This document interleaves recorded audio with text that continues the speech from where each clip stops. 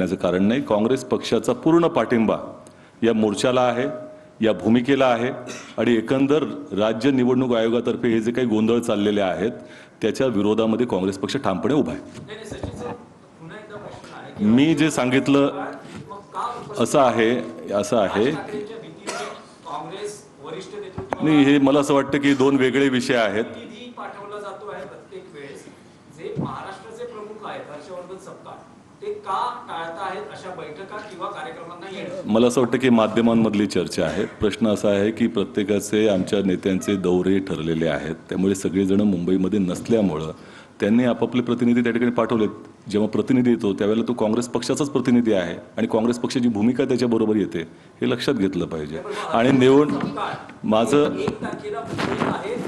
या संदर्भामध्ये पुढचा दौरा त्यांचा काय आहे, कशा पद्धतीचा आहे तो आपल्याला कळवला जाईल। त्याची कारण असतील किंवा काय नसेल, प्रश्न असा आहे की काँग्रेसचं वरिष्ठ नेतृत्व तिथे उपस्थित राहणार आहे आणि ते त्या काँग्रेसची राहुल गांधीजींची भूमिका तिकडे मांडणार।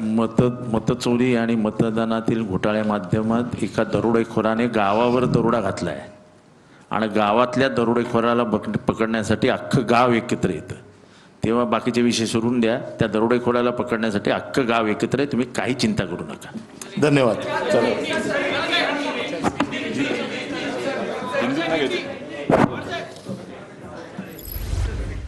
तर सत्याचा मोर्चा हा 1 नोव्हेंबरला निघणार आहे आणि त्याच मोर्चाच्या अनुषंगाने विरोधकांची ही बैठक झाली आणि त्यानंतर पत्रकार परिषद झालेली आहे। दुपारी 1 वाजता फॅशन स्ट्रीट पासून हा मोर्चा सुरू होईल आणि मेट्रो सिनेमा मार्गे पालिकेवरती धडकेल असं या पत्रकार परिषदेत सांगण्यात आलंय। मोर्चा शांततेत पार पडणार असं अनिल परब म्हणतायत। लोकांना सत्य कळावं यासाठी सत्याचा मोर्चा काढणार असंही अनिल परबांनी सांगितलंय। मुंबईकरांना त्रास होऊ नये यासाठी 1 ते 4 या वेळेत मोर्चा काढण्यात येणार आहे। शरद पवार हे देखील मोर्चाला उपस्थित राहणार असल्याचं अनिल परब यांनी स्पष्ट केलेलं आहे। चोराच्या चोऱ्या पकडल्या गेल्या असं जितेंद्र आव्हाड म्हणतायत। वाई चव्हाण सेंटरमध्ये विरोधकांची बैठक आणि त्यानंतर ही पत्रकार परिषद। गावातल्या दरोडेखोराला पकडण्यासाठी संपूर्ण